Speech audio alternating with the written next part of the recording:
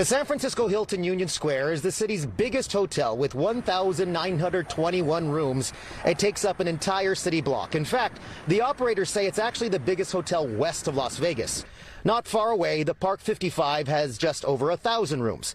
The chairman and CEO of Park Hotels and Resorts says it'll walk away from a loan on both properties for just under $750 million.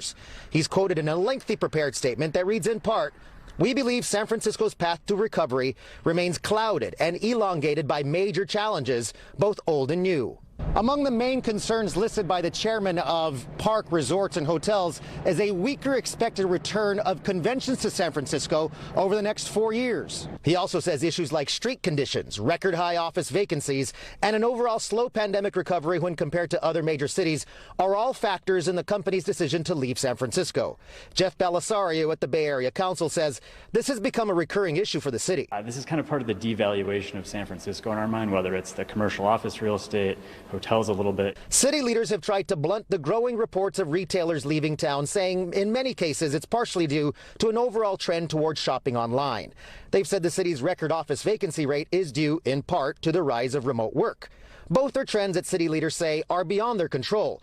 But the perception of crime, open-air drug use, and homelessness is something they're continuing to combat.